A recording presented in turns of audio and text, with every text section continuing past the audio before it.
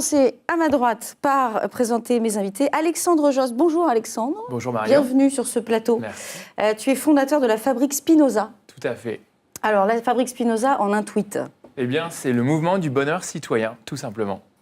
Bien. 59 caractères. Bravo Alexandre, tu t'es même pas préparé ça. Non. On reviendra évidemment après. Jean-Noël Chantreuil, bonjour Jean-Noël, bienvenue aussi. Bonjour Marion. Fondateur de 231E47, ce n'est pas une formule médicamenteuse, ce n'est pas un code barre, c'est bien autre chose. C'est comment on réinvente aujourd'hui l'espace de travail au sens large. Exactement, c'est un laboratoire d'acculturation. C'est comment on réinvente les cultures, entre la culture d'entreprise et les cultures digitales ou les nouvelles cultures. Exactement. Et à ta gauche, Anne Stoll, bonjour. Bonjour Marion. Du Surface Hub chez Microsoft, en charge du produit du marketing. Le Surface Hub, pareil, on pitch un petit peu, on l'a évoqué ce matin, mais pour ceux qui nous suivent que maintenant. La solution de collaboration, catalyseur des technologies Microsoft, dont on parlera certainement pendant cette session. Exactement. Alors, je le disais, c'est d'ailleurs le deuxième thème fort de cette première journée et globalement de ces 2 jours de conférence. L'idée de Microsoft Experience, c'est de décrypter les grands, ce qui nous bouleverse tous, que ce soit dans notre vie quotidienne comme dans la vie de l'entreprise. Et là, clairement, les nouvelles façons de travailler, c'est pas nouveau, c'est sûr. C'est une montée en puissance, notamment avec les freelances, la sphère freelance. On voit de plus en plus le freelancing se mettre en place et devenir quasiment un standard. On l'a vu ce matin en plénière avec Adecco qui a lancé un vrai partenariat très fort avec Shaker, qui est une plateforme qui se lance ce mois-ci, justement une plateforme de freelance pour intégrer les freelances un peu mieux dans les grands groupes. L'aménagement des espaces, on le verra après. Vous avez au titre de Microsoft aussi complètement revisité en fait les espaces de travail chez Microsoft avec un partenariat assez clé. Bref. Est-ce qu'on peut redonner un petit peu... je vais commencer par toi, Alexandre. Allez, hop, il faut se lancer. En termes de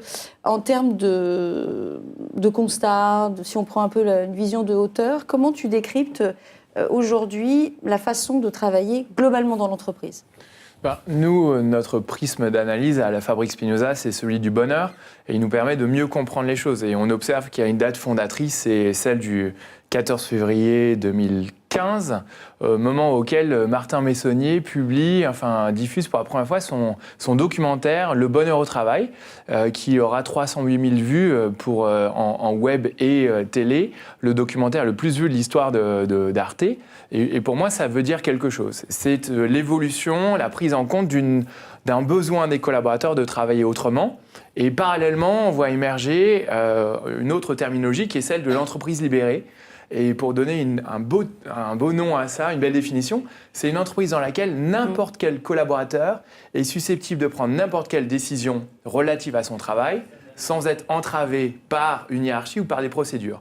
Et ces 2 mutations-là, l'entreprise où on cherche à être heureux et l'entreprise libérée, eh bien, elles nécessitent d'autres manières de travailler. Donc voilà notre angle à nous, à la Fabrique Spinoza, et ça implique des changements de processus, des changements d'organisation des équipes, d'organigrammes, mais aussi d'outils, et comme tu l'as dit, de bureaux, on parle de flex office.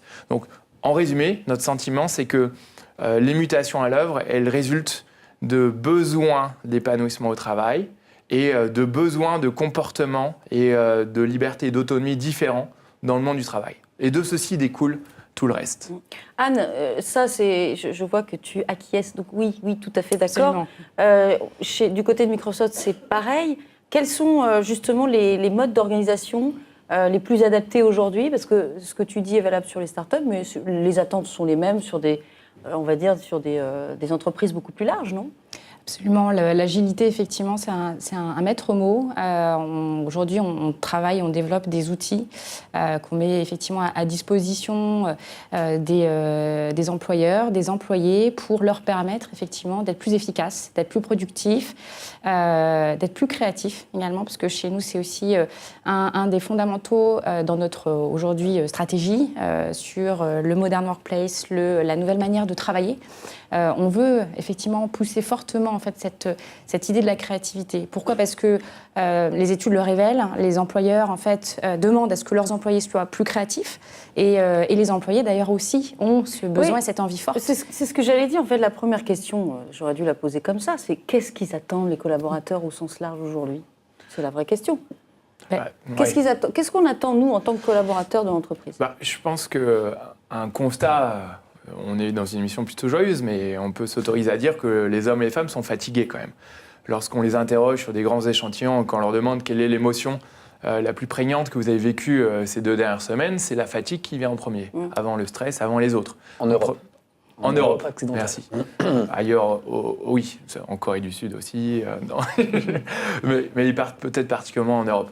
Après, deuxième constat, c'est les générations Y, Z. Alors les sociologues remettent en cause l'existence de ces générations. Malgré tout, on peut quand même dire qu'elles ont une attente qui est de liberté et d'épanouissement. Et moi, une métaphore que j'ai, c'est le chargé de mission stagiaire qui arrive dans votre entreprise et qui veut tout de suite votre job. Et puis si à un moment, il voit qu'il n'y a pas de possibilité ou bien de l'avoir ou bien d'être épanoui, eh bien, il va claquer la porte alors même qu'on est à une époque où il y a une certaine précarité du travail. Donc je pense qu'il y a ces 2 besoins, épanouissement ou possibilité d'épanouissement et liberté, autonomie. Alors Jean-Noël, tu avais l'air de bien connaître le sujet finalement du confort au travail. Même question, qu'est-ce qu'attendent les collaborateurs en entreprise aujourd'hui ? Je faisais un parallèle par rapport à l'Europe ou à Versos, parce que c'est important de prendre en compte tous les biais culturels. Aujourd'hui, le bonheur au travail, le confort au travail, qu'est-ce que recherche ? On parle de créativité, on parle d'épanouissement. C'est vrai de manière globale, c'est très différent selon certaines zones.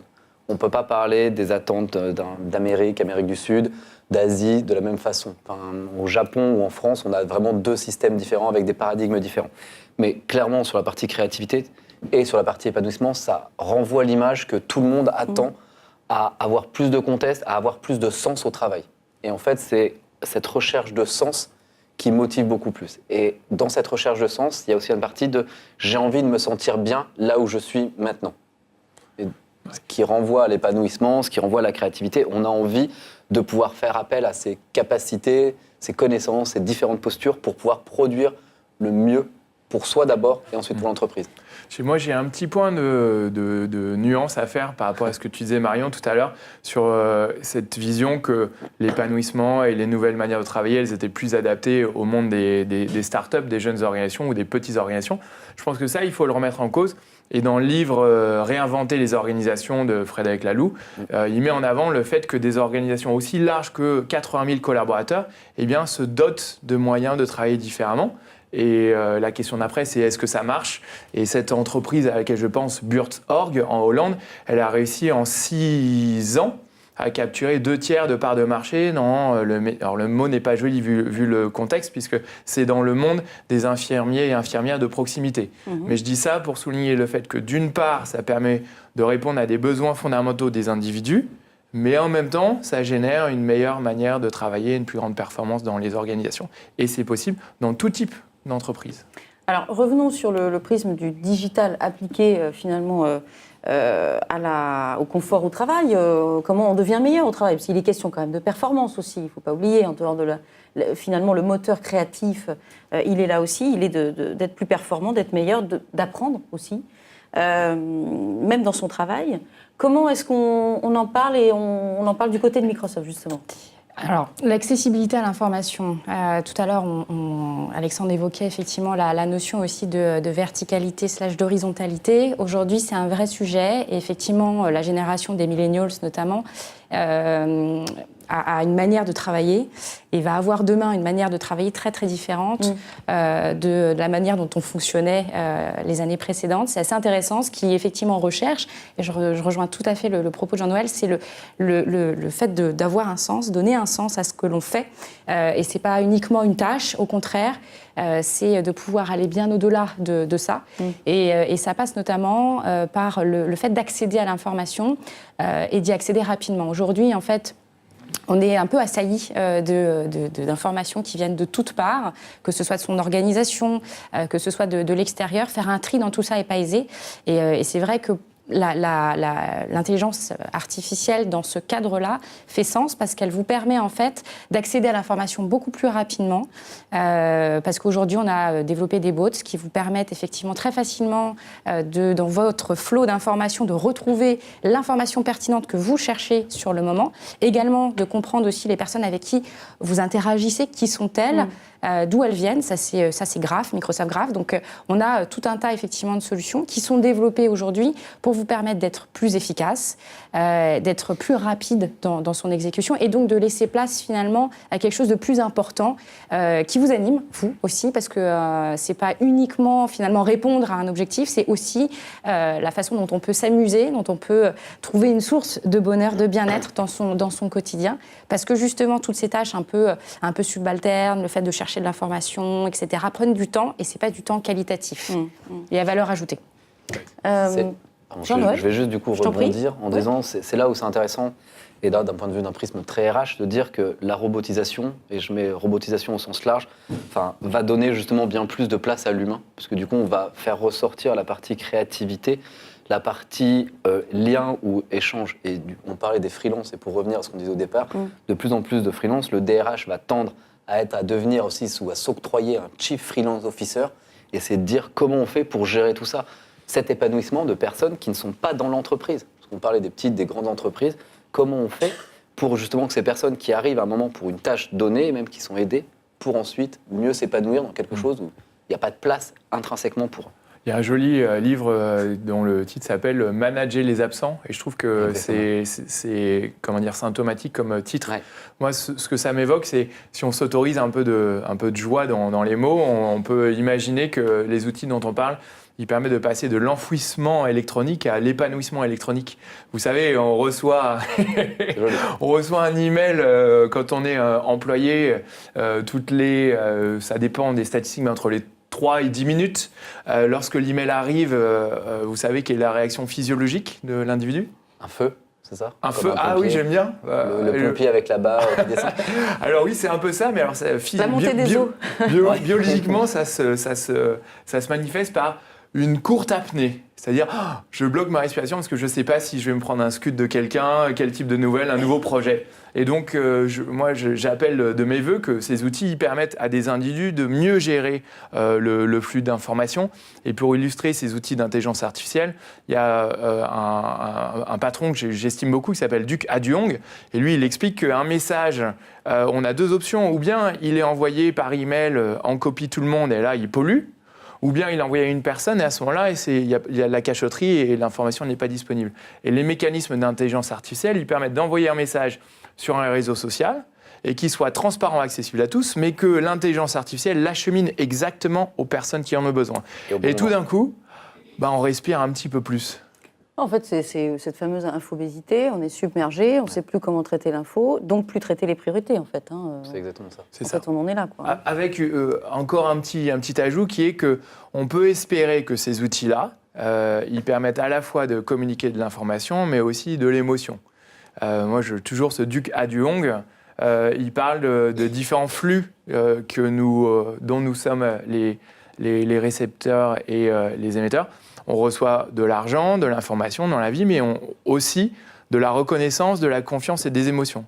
Et c'est en ça que ces applications peuvent permettre, en plus de l'information, de réagir, de mettre des émoticônes, et finalement de créer de la réputation, de créer du lien. Et alors, n'ayons pas de vision angélique, il faut maintenir une vision IRL, in real life, avec les gens. Mais je pense qu'on sous-estime la bonne utilisation possible des ressources électroniques pour partager plus que de la simple information. Ce qui est le supplément d'âme de l'être humain versus la machine. Donc, alors justement, j'aimerais bien qu'on parle un peu de travail à distance, de télétravail, parce que c'est quand même quelque chose qui n'est plus anecdotique, que ce soit en France ou ailleurs, si je ne me trompe pas.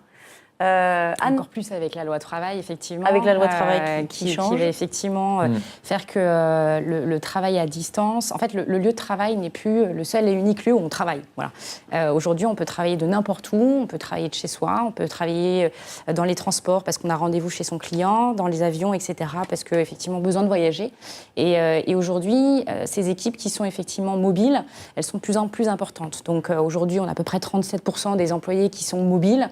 On tend vers le 50% d'ici quelques années, et plus encore certainement après. Et comment effectivement on garde, on conserve ce lien avec les équipes qui sont aussi elles-mêmes dispatchées un peu dans le monde.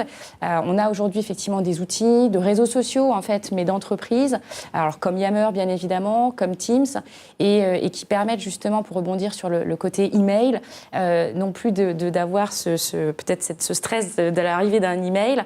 Et d'ailleurs, on ne sait pas trop à quel sujet ça se réfère. Quand on a un outil comme Teams, on est une communauté. On fait partie d'une communauté. Donc le sentiment d'appartenance aussi, du coup, est encore plus développé.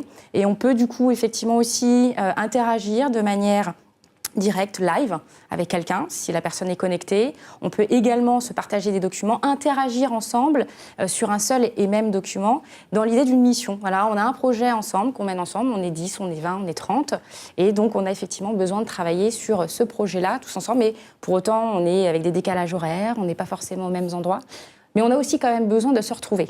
Ça, c'est hyper important. Tout ne peut pas se faire à distance. Le lien humain reste fondamental et ne peut pas être remplacé effectivement par tous les outils digitaux. Et donc, c'est pour ça qu'effectivement, l'espace de travail, là où on se retrouve, est fondamental. À ce titre, il y a une étude qui a été menée entre Microsoft et Steelcase, qui est un partenaire qui travaille en fait sur les espaces de travail. La réflexion autour de ça est très, très intéressante. C'est aujourd'hui, en fait, on a besoin de trouver des endroits un peu différents. Il y a des initiatives de work café. En fait, l'idée n'est plus de se retrouver dans une salle de réunion avec une table, des chaises, un paperboard. L'idée, c'est au contraire de se retrouver autrement, dans un moment qui est potentiellement plus informel, mais qui nous permet aussi d'être plus créatif et avec des outils aussi qui vous permettent de l'être. Là, on pourrait parler des surfaces qui vous permettent, alors Surface Pro, Surface Laptop, qui vous permettent de vous déplacer de réunion en réunion, ou d'un Surface Hub qui vous permet effectivement de collaborer sans même avoir votre PC avec des personnes qui sont présentes, mais également des personnes à distance en se voyant en plus. Ça, c'est hyper important de se voir. La partie, effectivement, c'est pas que voix, c'est aussi la partie visuelle, pour comprendre aussi les réactions. C'est pas la même chose de se voir ou de savoir juste au téléphone, où effectivement, on voit pas en fait tout ce qui est caché. Et donc, voilà, aujourd'hui, il y a tous ces outils qui vous permettent effectivement de continuer à garder le lien et, encore une fois, à être plus engagé pour les collaborateurs. Jean-Noël, le télétravail, le travail à distance, c'est un sujet qui t'intéresse forcément. Un peu. Non, je vais rebondir sur 2 points qui sont vraiment intéressants. Le premier, c'est ce qu'on voit sur le digital, sur la partie online, existe également sur la partie offline. Parce que le côté communauté, donc qui existe avec Teams, existe également dans les nouveaux espaces de travail. Il y a une entreprise, Engie, qui a travaillé sur la réhabilitation de son espace de travail uniquement pour la partie RH, pour la partie université.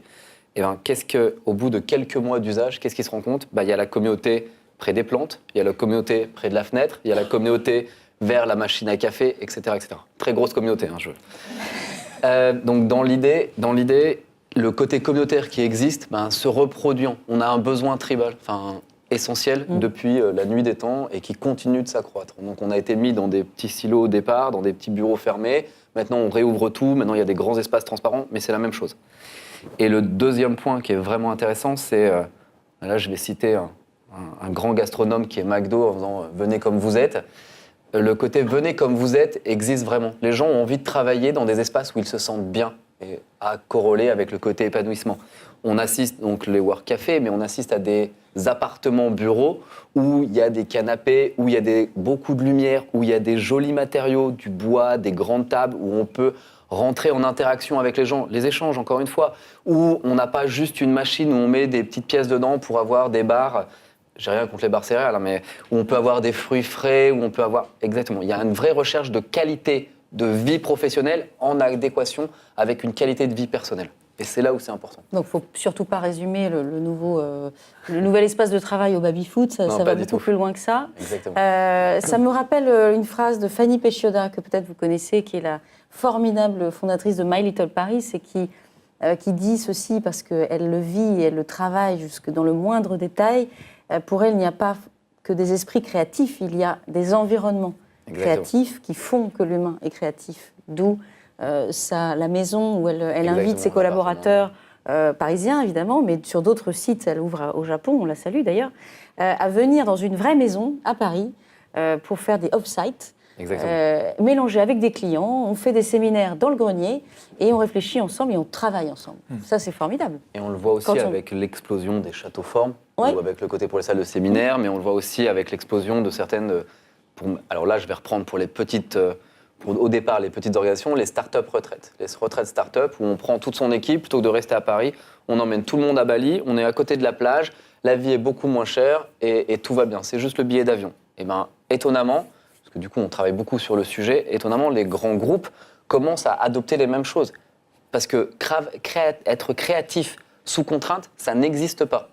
La créativité sous pression, ce n'est pas possible. Donc, c'est un moment de dire, OK, on prend une équipe d'innovation, de recherche et développement ou autre qui travaille sur un projet, on l'emmène, on la sort de son environnement classique, on la sort de son environnement sous contrainte, les transports, les sollicitations, les sursollicitations, l'infobésité, et on l'emmène ailleurs pour justement, en temps limité, pouvoir travailler. Mais comment expliquer, Alexandre, il nous reste 2 minutes, donc il faut aller vite sur les réponses, s'il vous plaît. Comment expliquer qu'il y ait quand même, malgré tout, des résistances ? Moi, j'ai déjà entendu des collaborateurs dans les entreprises dire « Ah, mais moi, je veux mon bureau, parce que pas de desk, pas de bureau, open space pour tout le monde, on travaille où on veut. » Et pourtant, il y a encore des collaborateurs, et on peut les comprendre, qui disent « Moi, j'ai besoin d'avoir mon caisson, mon bureau, mon badge, mon rythme. » Je pense qu'on a la réponse dans la question, hein, c'est l'ego. Pour rappel, la France est l'un des pays où le statut est le plus important. On est encore de l'ancien régime, une ancienne monarchie. Et donc, avoir cette trame de fenêtres, c'est une perte. Dans les entreprises qui se libèrent, on peut avoir jusqu'à 25% des managers qui s'en vont.